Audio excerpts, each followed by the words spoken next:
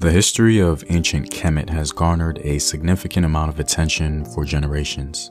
The monomania surrounding this civilization is hard to ignore. Because it's viewed as one of the greatest civilizations in human history, many have been interested in the genetic origins of the people, and in part, we've found some answers. Today, I wanted to speak about one of the most groundbreaking discoveries in the study of ancient Kemet, a whole genome sequence of a man dating back over 4,500 years ago in Old Kingdom Kemet.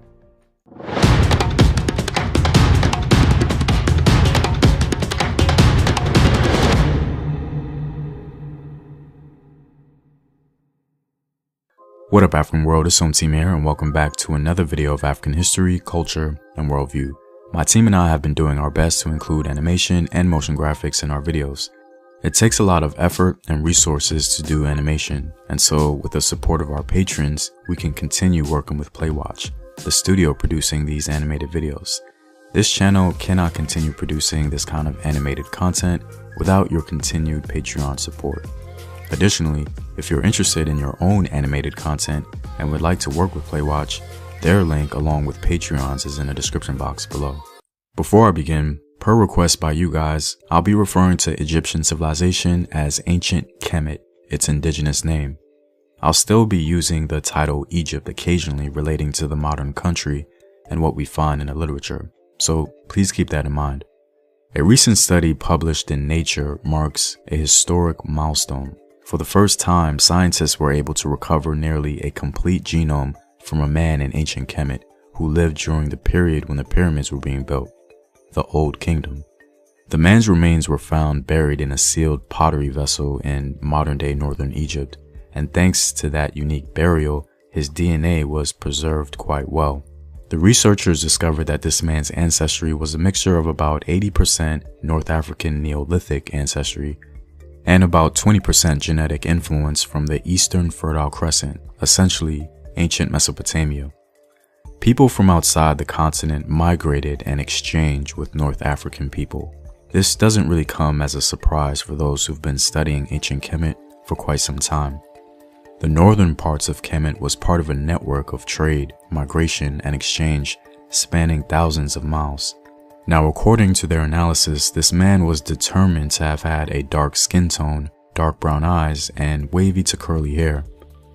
Now, as exciting as this discovery is, it actually highlights an even bigger gap in our understanding of ancient Kemet, because nearly all of the genetic data we have comes from modern-day northern or central Egypt, a region historically more exposed to foreign contact. And this matters quite a bit, because the DNA of ancient peoples from northern Kemet cannot axiomatically represent all of Kemet in antiquity. The ancestry of these African people was not uniform, and this is an important fact to delineate. So why does this matter? One of the principal reasons for sampling the DNA of individuals from ancient Kemet is to understand the mind behind one of the most impressive civilizations in human history. And to get to that answer, we need the data from further south.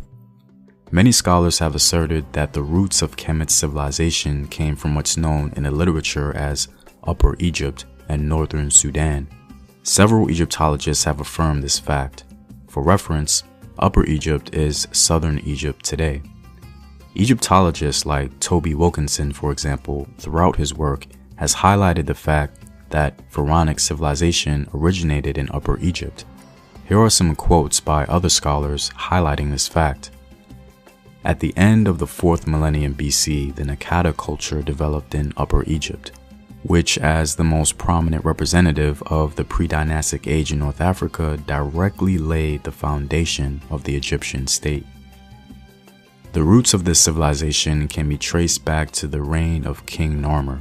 Narmer was the ruler of Upper Egypt, a region that was historically distinct from Lower Egypt. Narmer is believed to have conquered Lower Egypt and unified the two regions under his rule, establishing the first dynasty of ancient Egypt. The foundations of the pharaonic civilization were laid during the Naqada era, 4000 through 3200 BC. Naqada is an archaeological site associated with this culture, and it was located in Upper Egypt, less than 20 miles north of Luxor. Several scholars have pointed toward Upper Egypt or Southern Egypt primarily as the mind behind Kemet civilization. These statements aren't just speculation, they're grounded in archaeology. The very core of Kemet civilization unassailably began in the south, including parts of northern Sudan. It was in the south where the first kings of Kemet arose, where the earliest hieroglyphs were carved, and where divine kingship took shape. Scholar Christopher Ehret further delineates some critical aspects of pharaonic civilization that originated in northern Sudan or Lower Nubia. One key feature of classical Egyptian political culture, often assumed to have begun in Egypt, can be strongly linked to the southern influences of this period. We refer here to Sudanic sacred chiefship, which entailed, in its earliest versions, one especially salient custom: the sending of servants into the afterlife along with the deceased chief. The roots of later Egyptian divine kingship lay in this Sudanic innovation. This gap of genetic data from southern Egypt is well known and unfortunate. Just imagine the insights we could gain about these individuals at the root of Kemet civilization. Sampling genomes from the South or Upper Egypt is not just an academic exercise, it's absolutely essential. While it is amazing to finally see an Old Kingdom genome, we should be clear, northern Kemet had influences from the Middle East. The Delta region in the north is literally the only land that connects Africa and the Middle East, and thus, as mentioned previously, it should come as no surprise that ancient peoples outside of Africa utilized it, contributing to northern Kemet's genetic history. The reverse is also to be expected. DNA from Upper Egypt may retain more continuity with the earlier indigenous profile.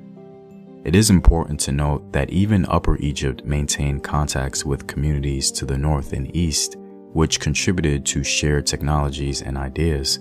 So it'll be important to see the sampling and compare that with the north. Regardless, one has to appreciate this accomplishment, but we should all keep in mind that a more salient analysis, one that truly highlights the mind behind Kemet's culture and civilization, would focus on what the literature calls Upper Egypt, or the South.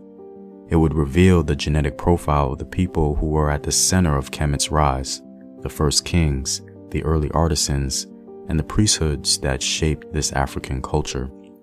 Imagine the possibilities if scientists could retrieve high-coverage genomes from Upper Egypt. Those results would be very exciting and absolutely historic. So let's celebrate this breakthrough, but also recognize what it reveals: that the story of ancient Kemet is still incomplete, and the most important chapters may still be waiting, buried in the sands of the South. Well, I'm all out, guys. If you like these videos and want to help in its continued production, support the home team on patreon.com. The link is in the description box below. Know thyself. Remember your ancestors. Peace.